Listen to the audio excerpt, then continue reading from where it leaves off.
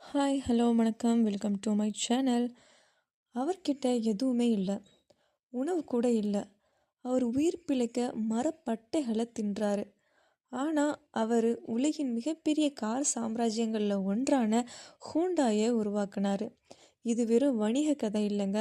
இது ஒரு மனுஷன் எப்படிலாம் உயிர் வாழலாங்கிறதுக்கான ஒரு கதையும் கூட.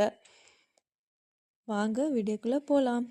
சுங் ஜூயுங் 1915ல் காலனித்துவ கொரியால ஒரு ஏழை விவசாய குடும்பத்துல பிறந்தாரு. புத்தகங்கள் இல்ல, பணம் இல்ல, எதிர்காலம் கூட இல்ல. அவர் படிக்க கனவு கண்டாரு. ஆனா அவரது தந்தை அவரிடம் கூறினாரு, நீ ஒரு விவசாயி, அவ்வளவுதான், நீ அந்த விதத்துல நல்லா இருப்ப அப்படின்னு. ஆனா சுங் வேறு விதமா நம்பினாரு. 16 வயதுல அவர் தனது தந்தையின் மாடுகள்ல ஒன்றை விற்று சியோலுக்கு ஒரு ரயில் டிக்கெட்டை வாங்கினாரு. திட்டம் இல்லை, பாதுகாப்பும் இல்லை, வெறும் நம்பிக்கை மட்டும்தான் அவர் கூட இருந்துச்சு. அவர் சில்லறை வேலைகளை செஞ்சாரு, கூலி வேலைகள் நிறைய பார்த்தாரு. ஒரு அரிசி கடையை திறந்தாரு, அது தோல்வி அடைஞ்சிச்சு. பசி, நிராகரிப்பு மற்றும் பின்னடைவுகளை தான் அவர் பெரும்பாலும் சந்திச்சாரு. ஆனால் அவர் ஒருபோதும் முயற்சியை கைவிடவே இல்லை.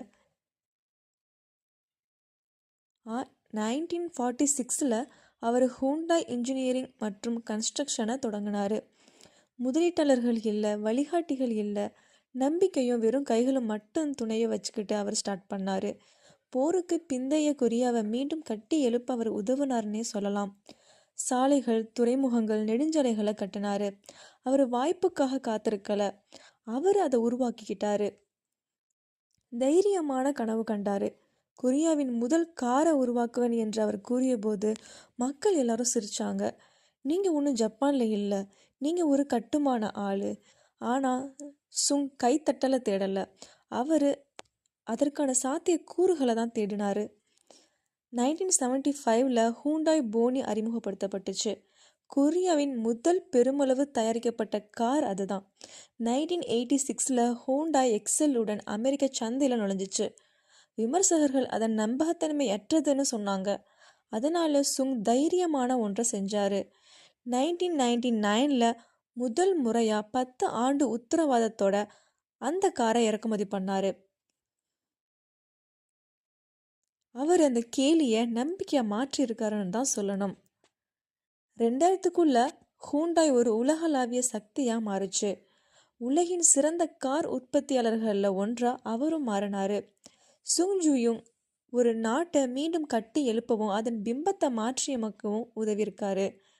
அதாவது மரப்பட்டையிலிருந்து பில்லியனுக்கு மாறியிருக்கான்னு கூட சொல்லலாம். அவர் எந்தவித வசதி வாய்ப்போடையும் பிறக்கல, ஆனால் நெருப்போட பிறந்திருக்காருன்னு சொல்றாங்க. சுங் ஒரு சக்தி வாய்ந்த குடும்ப பெயரை கொண்டிருக்கல, அவருக்கு எந்த விதமான பேக்ரவுண்டுமே இல்லை. ஆனால் அவருக்கு பசி, பார்வை மற்றும் மன உறுதி இருந்துச்சு.